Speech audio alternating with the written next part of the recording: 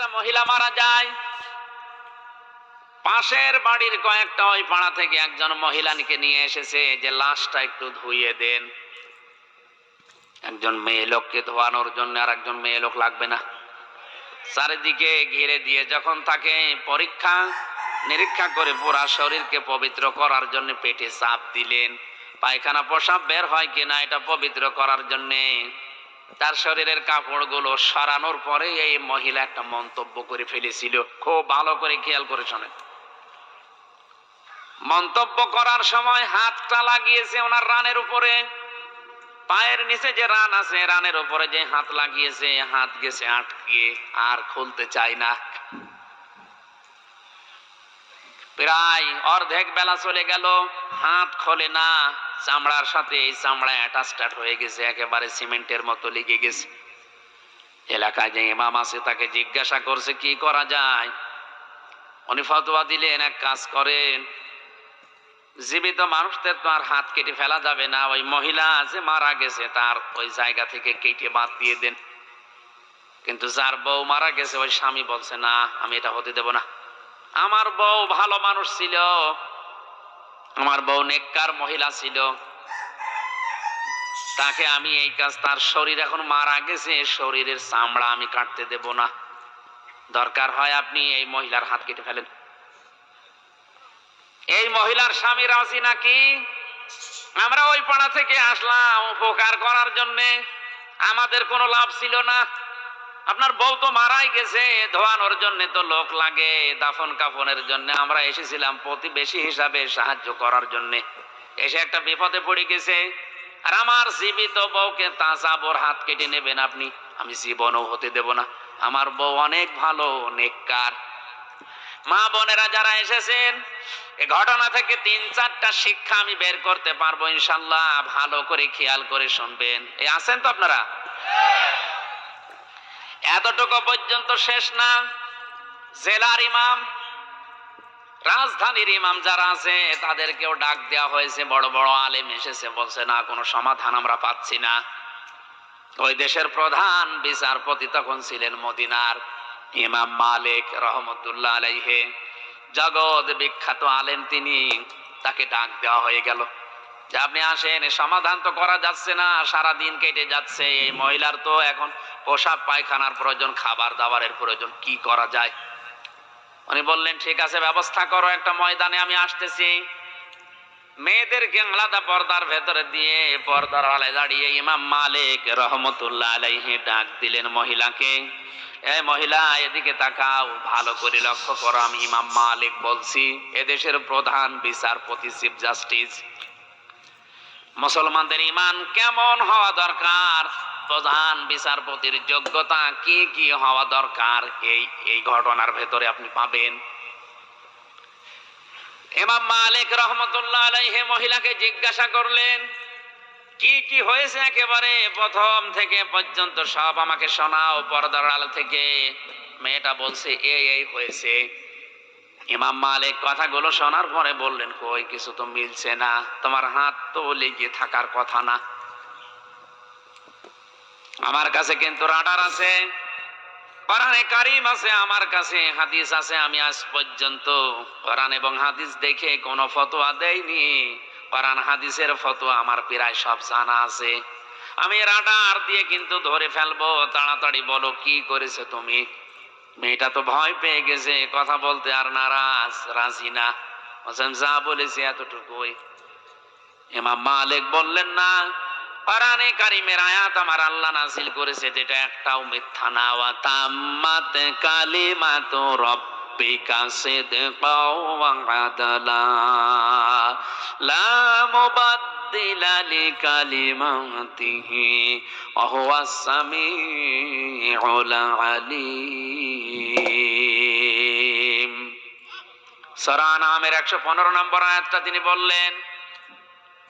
ইমাম মালিক ডাক দিয়ে বলে আল্লাহর বান্দি, কোরআনে কারিমে আল্লাহ যে আয়াতগুলো দিয়েছেন এটাকে 2-3টা জিনিস দিয়ে পরিপূর্ণ।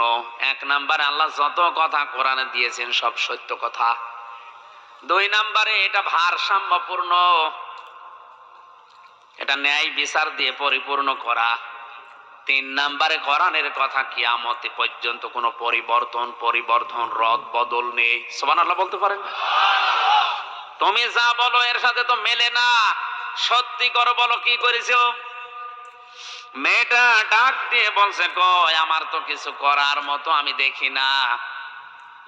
হ্যাঁ, আমি একটা জিনিস করেছি। আমি যখন তার কাপড়টা তুললাম শরীর থেকে, পায়খানা প্রসাব পরিষ্কার করার জন্য কাপড় যখন লজ্জা স্থান থেকে সরিয়েছি, তখন তার এই রানের উপরে যে হাত রেখেছিলাম, এই সময় একটা মন্তব্য করেছিলাম। মন্তব্যটা কি? যে এই মহিলার সাথে আমি একজন পুরুষ মানুষকে হেঁটে যেতে দেখেছিলাম। ওই দিন থেকে আমার মনের ভেতরের উপর একটা খারাপ ধারণা ছিল, তুমি উপরে খুব ভালো মানুষ মনে করো, তোমার সাথে একটা পুরুষকে আমি হেঁটে যেতে দেখেছি, অথচ ওই পুরুষটা কে ছিল আমি ওটা জানতাম না। এই যে আন্দাজে কাউকে দেখে আশেপাশে ধারণা করা, একটা মানুষ হেঁটে যাচ্ছে, তার পাশে যদি মহিলা থাকে, ওটা তো তার বোনও হতে পারে, মাও হতে পারে, খালাও হতে পারে। কথা বলেন না কেন? আমি এই যে ধারণাটা তার প্রতি করলাম, একটা নিক্ষেপ করলাম ধারণা। ইমাম মালিক বলেন, আমার কাছে রাডার তো এইটা, আমি এতক্ষণ মেলাতে পারছিলাম না। সূরা নিসার 112 নম্বর আয়াত আমার জানা আছে, ওয়ামাইয়া কাসাবা খাতিয়াতান আও ইসমান সুম্মা ইয়ারমি বিহি বারিয়ান ফাকাদ ইহতামালা বুহতানা ওয়া ইসমাম মুবিনা। আল্লাহ পাক বলেন, দুনিয়ায় এমন অনেক মানুষ আছে নিজে অন্যায় করে, নিজে খারাপ কাজ করে, আর এই অন্যায়টা একটা ভালো মানুষের উপরে চাপিয়ে দিয়ে নিজে ভালো সাজে। এই লোকটা যেন প্রকাশ্য পাপের বোঝা বহন করে নিয়ে বেড়াচ্ছে। তুমি নিজে হয়তো এরকম কোন কাজ কারবার করে বেড়াও, আর এই লোক এই মহিলার উপর একটা খারাপ ধারণা করে এই ধারণাটা নিক্ষেপ করলে, এই কারণে আল্লাহ তোমার শাস্তি দেওয়ার জন্য ব্যবস্থা করেছে। দ্বিতীয় নাম্বার আয়াতটাকে শোনালেন সূরা নিসার 2 নাম্বার আয়াত, সূরা নূরের 4 নাম্বার আয়াতটা, ওয়াল্লাযীনা ইয়ারমুনাল মুহসানাতি সুম্মা লাম ইয়াতু বিআরবা'তি শুহাদা ফাজলিদুহুম ইলা আখিরি আয়াত। আল্লাহ পাক বলেন, কোন মানুষ যদি কোন নেককার নিরপরাধ মহিলার উপরে জেনার তহমত দিয়ে দেয়, খারাপ ধারণা করে, আর যদি 4 জন সাক্ষী হাজির করতে না পারে, তাহলে তারে 80টা বেত্রাঘাত করো। কয়টা? 80টা বেত্রাঘাত করা লাগবে তাকে। আর জীবনে তার কোন সাক্ষী এই পৃথিবীতে কবুল করা হবে না, গ্রহণ করা হবে না, আবার সাক্ষী নেওয়া হবে না। আজ বাংলাদেশে এই আয়াতগুলো যদি রাষ্ট্রীয় ভাবে, পারিবারিক ভাবে, সামাজিক ভাবে আমরা বোঝাতে পারতাম আর কায়েম করে দিতাম, এই দেশে মিথ্যা মামলায় কোনো মানুষ জেলে থাকতো না। আন্দাজে ধারণা করে গায়েবী মামলা দিয়ে ওরে আপনি জেলে রেখে দিয়েছেন, হঠাৎ ধরে নিয়ে বলছে চল, কি তুই গাছ কেটেছিস, অথচ গাছ কাটা কেউ জানেই না। 3 বছর জেলে থেকে বাস্তবে ঘটনার সাথে যা মিলালাম, এই মহিলা যদি আন্দাজে এক ধারণা করে হাত আটকে যায়, আর যারা মিথ্যা মামলা দিয়ে, মিথ্যা সাক্ষী দিয়ে মানুষের জীবন ধ্বংস করে দিচ্ছেন, আপনাদের কত কিছু আটকানোর দরকার আপনি বলেন।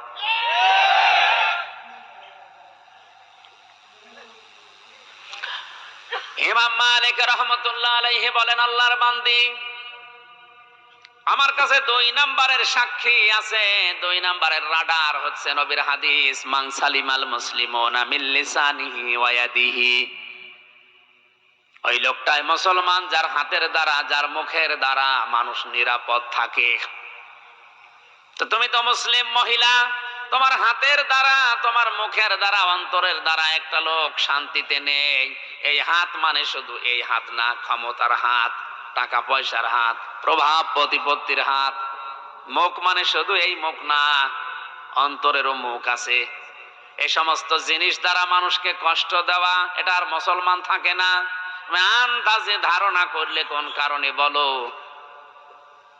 তুমি যদি সঠিক জবাব দিতে না পারো, আর 4টা সাক্ষী যদি জোগাড় করতে না পারো, এই মহিলার উপরে যে তহমত দিয়েছো, আন্দাজে মিথ্যা মনে করে তোমার এই মহিলার সাথে জীবিত মাটি দেওয়া হবে এবং কোনোদিন আর এ পৃথিবীর মুখ আর দেখা হবে না। মহিলা তো কান্নাকাটি আরম্ভ করেছে, আমারে বাঁচান। আল্লাহ রাব্বুল আলামিন বলেন, আয-যানিয়াতু ওয়াজ-যানি ফাজলিদু কুল্লা ওয়াহিদিম মিনহুমা মিয়াতা জালদা ইলা আখিরি আয়া। সূরা নূরের 2 নম্বর আয়াতে এত কথা ব্যাখ্যামূলক এখানে আছে। আমি তাড়াতাড়ি করছি খুব সামারাইজ করার জন্য।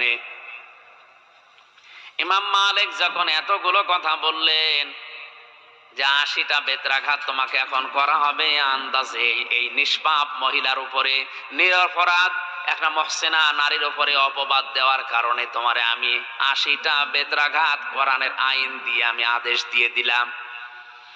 একটা দুইটা করে প্রধান বিচারপতির কথা শুনে জল্লাদ যে আছে বেত চালাচ্ছে চামড়ার চাবুক দিয়ে।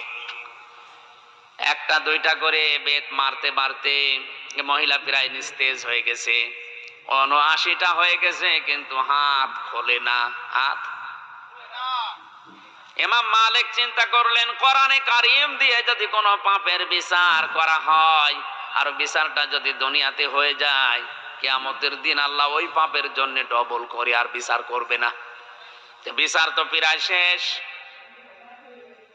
79টা হয়ে গেছে আর মাত্র একটা আছে। জল্লাদ থেমে গেছে, হুজুর কি করব, আর মাত্র একটা বেত আছে, এখন যদি এটা মারার পরে হাত না খোলে মহিলাকে জীবিত কবর দিয়ে দেওয়া লাগবে, কোনো উপায় নেই।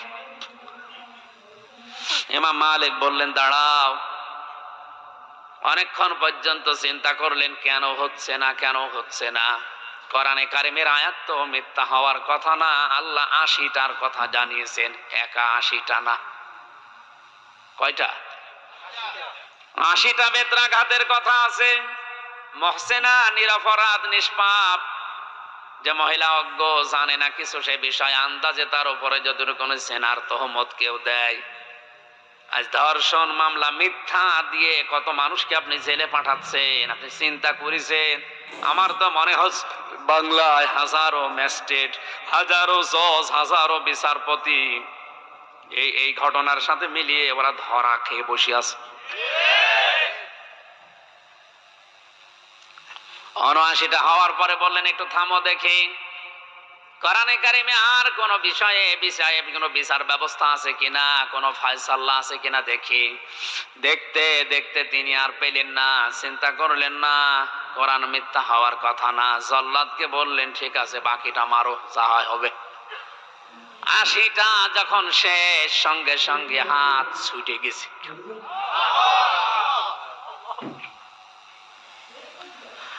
গাজীপুর বাসে ইমাম মালিকের এই ঘটনাটা কয়েক মিনিটে বলার আমার উদ্দেশ্য ছিল এই যে জাতিকে সতর্ক করছি, যারা আজ মিথ্যা সাক্ষী দিয়ে, মিথ্যা মামলা দিয়ে, মিথ্যা তহমত দিয়ে মানুষের জীবনটা ধ্বংস করে দিচ্ছেন, আপনার কি হবে আমি আশা করছি কয়েকটা পয়েন্টে আপনি বুঝে ফেলেছেন।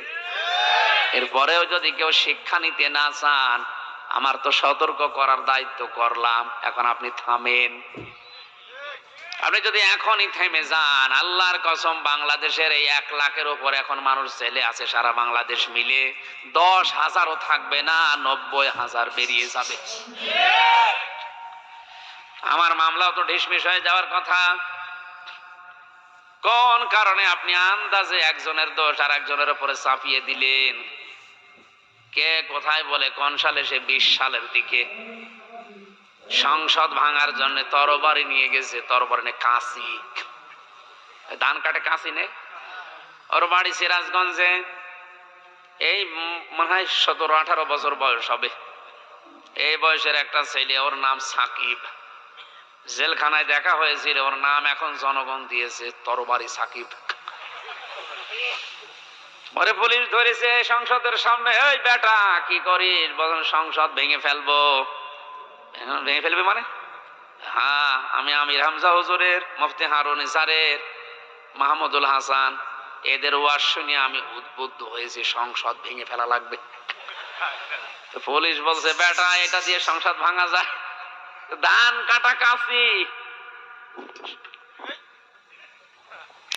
সংসদ বোম মারলে ওড়ে না, আর তুমি সেই সিরাজগঞ্জ থেকে এসেছো, এটা ভেঙে ফেলবা, তাও কাঁচি দিয়ে শাবল নিয়ে আসলেও তো হইতো। তারপরও বানিয়ে ওকে সাজিয়ে বলে ঠিক আছে, যাদের ওয়াজ শুনেছে তাদের ধরে নিয়ে আস। ধরে নিয়ে গেল। আমি বললাম কই রিমান্ডে যে আমার একটু দেখান তো, আমি কোন ওয়াজ করেছি যে সংসদ ভাঙা লাগবে। আন্দাজে এই যে টপ টু বটম যারা এর সাথে জড়িত, মামলার আয়ু থেকে শুরু করে, আমার তো এই হাদিসটা আর এই আয়াতটা পড়ে সূরা নিসার এই 112 নম্বর আয়াত, ওমা ইয়াকসিব খাতিয়াতান আও ইসমান সুম্মা ইয়ারমি বিহি বারিয়ান ফাকাদ ইহতামালা বুহতানা ওয়া ইসমাম মুবিনা। বুহতান আছে, বুহতান আর গীবত এক জিনিস না। যে লোকটার ভেতরে দোষ আছে, ওই দোষ যদি আপনি অন্যজনের কাছে বলেন, এটা গীবত। আর যার ভেতরে দোষ নেই, আপনি বানিয়ে বানিয়ে তার নামে যদি ওই দোষ চালান, ওইটা বুহতান। এটা আরো মারাত্মক। আমার নামে যেটা হয়েছে এটা গীবত না, এটা বুহতান। যারা এই বুহতানের সাথে জড়িত, আল্লাহ বলেন এরা প্রকাশ্য পাপের বোঝা বহন করে বেড়াচ্ছে। শুধু দুনিয়া না, আখিরাতে ওদের বোঝা আমরা দেখতে পাবো। সুতরাং আপনি থামেন। আমার মতো হাজারো মানুষকে এভাবে যারা স্ট্যাপে ফেলে, বিপদে ফেলে, বিপদের ভেতরে ফেলে দিয়ে তাদের জীবন যৌবন পরিবার সব নষ্ট করে দিচ্ছেন। আপনি কোন নেশায় করছেন বলেন তো? আপনাকে মরা লাগবে না? মরণই বিশ্বাস করে না, মরা লাগবে তো দূরের কথা। আমি ওদের জন্য শুধু না, আপনার জন্যও বলছি। অন্তত যারা মুসলিম বলে দাবি করেন, ঈমান যাদের আছে তাদের জন্য বলছি, আপনি থামেন, এখনো সময় আছে। হযরত ওমর কিন্তু মাঝে মাঝে হুযায়ফা ইবনুল ইয়ামিনকে ডাক দিয়ে বলতেন, ভাই, নবীজি মরণের আগে, ইন্তেকালের আগে তোমার কাছে মুনাফিকদের একটা লিস্ট দিয়েছে, যে মদিনায় কে কে মুনাফিক, ওই লিস্টটা একটু দেখাও তো, আমার নামটা ওর ভেতরে আছে কিনা। হযরত হুযায়ফা চোখের পানি ফেলে দিয়ে বলে, খলিফা কি বলেন? আপনি তো জিন্দা অবস্থায় জান্নাতের সার্টিফিকেট পেয়েছেন, নবীজি জানিয়েছেন আমার পরে কেউ নবী হলে হযরত ওমর নবী হয়ে যাবে। এত বড় সম্মান আপনার, আর আপনি বলেন এই লিস্টের ভেতরে আপনার নাম মুনাফিকের লিস্টে। হযরত ওমর চোখের পানি ফেলে দিয়ে বলে, ভাই হুযায়ফা, নবী ছাড়া কারো ঈমান নিরাপদ না। কে কখন বেঈমান হয়ে যায় বলা যায় না। নবীদেরকে আল্লাহ নিজে গাইড করেন, এই জন্য তাদের অসুবিধা নেই। কিন্তু আমরা তো সাধারণ মানুষ, সকালে ইমানদার আছি, বিকালে বেঈমান হয়ে যেতে পারি। তুমি এখনো দেখো লিস্টে যদি আমার নামটা থাকে, তাহলে আমি এখনো তওবা করে ভালো হওয়ার সময় আছে।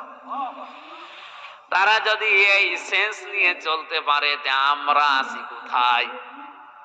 আপনাকে থামার জন্য বলছে, আমি সতর্ক করলাম। আল্লাহ নবীকে যেমন ডাক দিয়ে বলেছিলেন, কুম ফানজির, হে নবী দাঁড়ান, চাদর গায়ে দিয়ে, কম্বল গায়ে দিয়ে শুয়ে থাকার জন্য, বসে থাকার জন্য আপনাকে পাঠাইনি, আপনি দাঁড়ান।